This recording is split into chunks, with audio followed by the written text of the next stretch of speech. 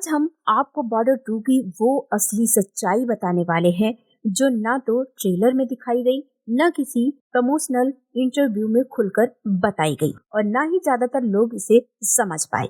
क्योंकि बॉर्डर 2 सिर्फ एक फिल्म नहीं है, यह 2026 की सबसे बड़ी ब्लॉकबस्टर इसलिए नहीं बनी क्योंकि इसमें बड़े सितारे थे, बल्कि इसलिए बनी क्योंकि इसमें सच, दर्द, डर और बलिदान था।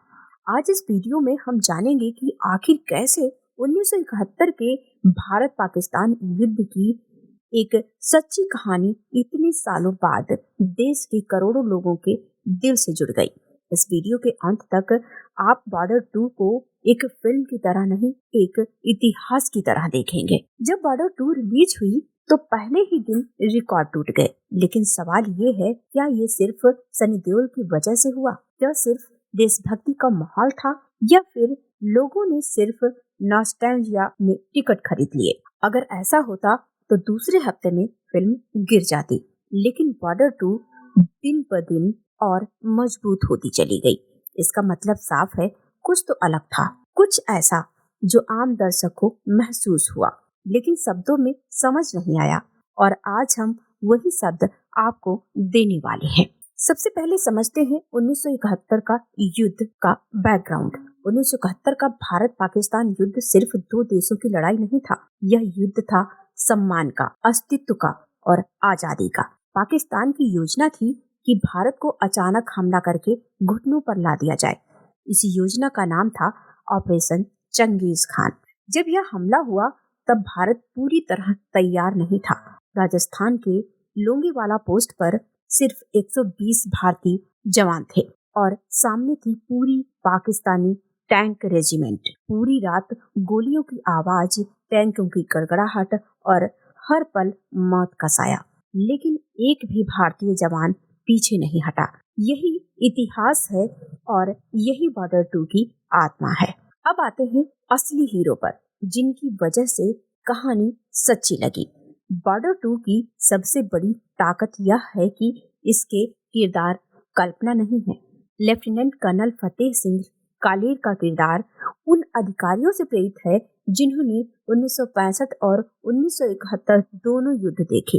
ये वो लोग थे जो चिल्लाते नहीं थे, जो भाषण नहीं देते थे, जो बस सही समय पर सही फैसला लेते थे। फिल्म में दिखाया गया है कि एक कमांडर कैसे अपने डर को छुपाता है ताकि उसके जवान डरे नहीं।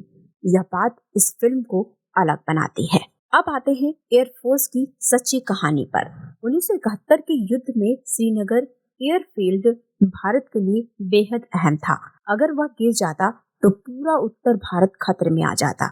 फ्लाइंग ऑफिसर निर्मलजीत सिंह सेखों उस वक्त वहां तैनात थे। पाकिस्तान के फाइटर जेट्स एक के बाद एक हमला कर रहे थे, लेकिन एक अकेला भारतीय पायलट आसमान में डटा रहा। न बैकअप, न सुरक्षा। अंत तक लड़ते हुए उन्होंने अपनी जान दे दी। बॉर्डर 2 में इस कहानी को बिना जरूरत के म्यूजिक, बिना ड्रामा दिखाया गया, इसीलिए यह सीन दिल पर चोट करता है। अब आते हैं डायरेक्शन पर, जो आम लोग नोटिस नहीं करते। इस फिल्म की सबसे बड़ी जीत यह है कि यह युद्ध को हीरोइज नहीं करती। यह डर दिखाती है, घबराहट दिखाती है, खामोशी दिखाती है। जंग शुरू होने से पहले की शांति और फिर अचानक हमला या बदलाव दर्शक को हिला देता है। इंटरवल पर जब ऑपरेशन चंगेज खान शुरू होता है तो दर्शक समझ जाता है कि अब वापसी नहीं। यही डायरेक्शन की समझ है। अब आते हैं उस राज पर, वो राज जो कोई नहीं बताता। पहला राज, फिल्म में कोई जबरदस्ती रोमांस नहीं है।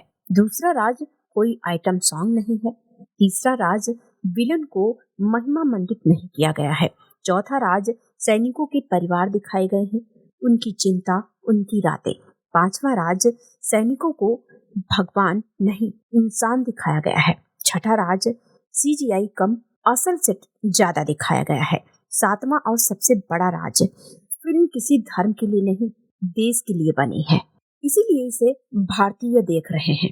जब थिएटर में लोग खड़े होकर ताली बजा रहे थे तो वो किसी एक्टर के लिए नहीं था, वो उन नामों के लिए था जो इतिहास की किताबों में छोटे अक्षरों में लिखे गए। बॉर्डर 2 एक फिल्म नहीं है, यह याद दिलाती है कि ये आजादी मुफ्त में नहीं मिली और शायद इसीलिए यह फिल्म इतनी बड़ी बन गई, क्योंकि जब कहानी सच्ची होती है तो बॉर्डर सिर्फ जमीन पर नहीं, दिलों में बनती है।